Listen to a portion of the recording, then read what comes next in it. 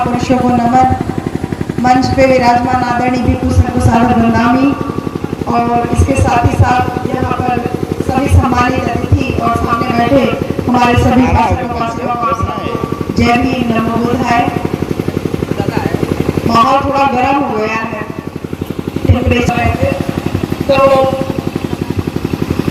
कहीं पे भी कुछ भी हो कोई आ जाती हूँ। बेचारे बैठे बैठे कुर्सी रख ली, सामने पैर बसा, 2 राउंड सुर्ती खा चुके हैं, एक आध लोग पीछे जाके सुट्टा मार के आ चुके हैं, कुछ लोग इधर उधर घूम टहल के आ चुके हैं, बहुत थक गए हैं सब। बहुत मुश्किल होता है बहुजन समाज को इकट्ठे बैठा पाना, वो भी तब जब आपको कुछ मिल ना रहा हो। क्योंकि अगर फ्री में कुछ मिले, भले 1 किलो 2 किलो राशन नहीं मिले, तो सुबह से शाम तक लाइन में लगे रहेंगे, थकेंगे नहीं। लेकिन अगर ना कुछ मिल रहा हो और फिर भी आपको यहाँ बैठे हैं आप, तो बड़ा मुश्किल होता है बैठ पाना। और अभी हम पता नहीं कितनी देर तक बैठेंगे बोलेंगे, तब तक आपको बैठे ही रहना पड़ेगा। तो मैं सीधे बहन जी लोगों से बात करूँ। बहन जी, जिंदगी जीरा हो गए थे, बहुत गंभीर हो गए थे। साहब ने कहा ये बात सही, वोट बिक जाए, नेता बिक जाए, राम भी बिक जाए, लेकिन इस बात को हमेशा ध्यान रखना कि कांचीराम के बिकने की कीमत देश का प्रधानमंत्री का पद होगा। कांचीराम अपनी कीमत प्रधानमंत्री के पद के नीचे नहीं लगाए। इतनी बड़ी कीमत लगाई साहब ने, कितनी बड़ी सोच थी साहब कांचीराम की। और उसी सोच को जब 2003 में लखनऊ में साहब कांचीराम लक्ष्मण मेला ग्राउंड में अपनी अंतिम जो भाषण था यूपी में, साहब कहते हैं किसी माई के लाल में दम नहीं है जो कांचीराम को 6 महीने के अंदर प्रधानमंत्री होने से रोक करके दिखाए। आप में से बहुत सारे लोगों को ये बात साहब की नहीं पता। हमने साहब को किताबों से पढ़ के जाना और उसी किताब में पढ़ करके हमने ये देखा कि साहब ये चैलेंज कर रहे हैं कि किसी माई के लाल में दम नहीं है कि 6 महीने के अंदर मुझे मुख्य प्रधानमंत्री बनने से कोई रोक दे। उसके बाद साहब कांचीराम को फालिज मार जाता है और उसके बाद साहब कांचीराम कभी उठ नहीं पाते। लेकिन मैं जब भी साहब कांचीराम की फोटो देखती हूँ तो मैं साहब कांचीराम की आंखों में वही सपना देखती हूँ बार बार कि साहब कह रहे हैं कि किसी माई के लाल में दम नहीं होना चाहिए जो मुझे प्रधानमंत्री बनने से रोके। मुझे का मतलब है आप और हम बहन जी यहाँ प्रधानमंत्री हैं और ब्राह्मण ठाकुर बनिया वो इस पेन के ढक्कन के बराबर है। यानी 100 में 85 हम हैं और 100 में 15 ये लोग हैं। लेकिन क्योंकि हम आपस में बटे हुए हैं, एक दूसरे के साथ छुआछूत ऊंच नीच नहीं करते हैं। चमाइन चमैनिया के यहाँ बिया करी, चमार चमैनिया के खोजी, धोबी धोबिया ने खोजी, पासी पसिया ने खोजी। सब अपनी अपनी बिरादरी में बिया करते हैं, अपनी अपनी बिरादरी के साथ उठते बैठते हैं, जाति में बटे हुए हैं, इसलिए हम लोग इकट्ठा नहीं हैं। और ये 15% लोग हमारी खोपड़ी पे बैठ के राज कर रहे हैं। साहब ऐसे कहते थे ये 15% हमारी खोपड़ी पे राज कर रहे हैं। साहब ने कर्पूरी ठाकुर जी को बताया कि मैं इस व्यवस्था को ऐसे करना चाहता हूँ। ऐसे का मतलब बराबरी पे लाना चाहता हूँ। और जब मैं बराबरी पे ले आऊंगा तो बराबरी पे जब आ जाएगा तो ऑटोमेटिकली जिसकी संख्या ज्यादा है उसकी शासन सत्ता में हिस्सेदारी भी ज्यादा हो जाएगी। साहब कांचीराम ने नारा दिया, जिसकी जितनी संख्या भारी उसकी उतनी हिस्सेदारी। कितने आसानी से साहब ने एक पेन के ढक्कन से और एक पेन के माध्यम से आपको और हमको समझाने का प्रयास किया कि इस व्यवस्था पे कुछ लोग हमारी खोपड़ी पे बैठ करके राज कर रहे हैं और इस राज को मुझे तोड़ना है। बाबा के बच्चों के बिना मैं इस देश का शासन चलने नहीं दूंगा। बहन जी, कौन थे ये बाबा के बच्चे? कौन थे बाबा के बच्चे बहन जी? आप और हम, जिसने हर एक परिवर्तन स्वीकारा, जो कि चूल्हा से गैस पे आया, जो कि भगई से साड़ी पे आया, जो कि अनपढ़ से डीएम अफसर कलेक्टर बना, जिसने अपने वोट के अधिकार के द्वारा बिहार में मुख्यमंत्री बनाया, जिसने अपने वोट के द्वारा केंद्र की सत्ता को हिला दिया। साहब कांचीराम ने इन्हीं लोगों को इकट्ठा करने के लिए बोला कि बाबा के बच्चों के बगैर मैं इस देश का शासन चलने नहीं दूंगा। और वो बाबा के बच्चे हमारे सिराज भाई हैं, वो बाबा के बच्चे हमारे आदरणीय भंते जी हैं, वो बाबा के बच्चे यहाँ गुप्ता जी एक बैठे थे, वो चले गए शायद नीचे या हो सकता है चले गए।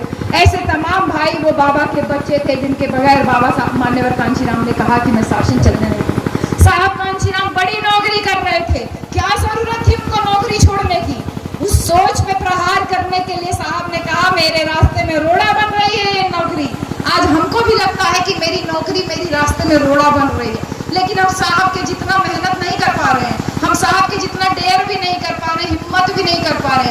उस जमाने में साहब कांशीराम 32-33 साल की उम्र में साहब कांशीराम नौकरी से इस्तीफा दे देते हैं। इस्तीफा दे के अपने माँ को चिट्ठी लिखते हैं, माँ मैं कभी घर नहीं आऊँगा, माँ मैं कभी शादी नहीं करूँगा, माँ मैं कभी नौकरी नहीं करूँगा, माँ मैं अपने नाम पे कोई धन संपत्ति नहीं रखूँगा, माँ आज से ये बहुजन समाज ही मेरा घर परिवार हो गया।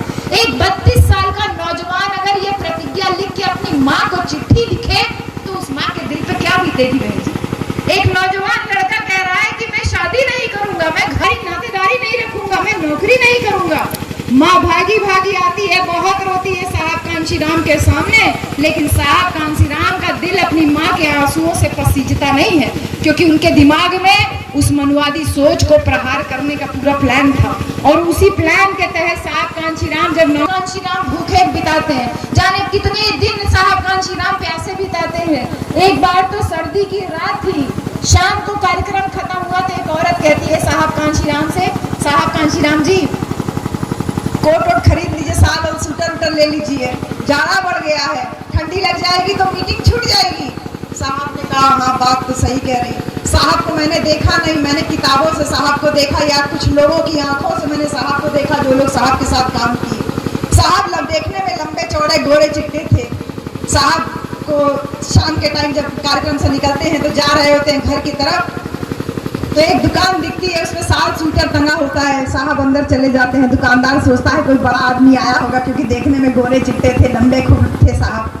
दुकानदार अच्छा कोट दिखाने लगता है, साहब को एक कोट जबरदस्ती पहना देता है।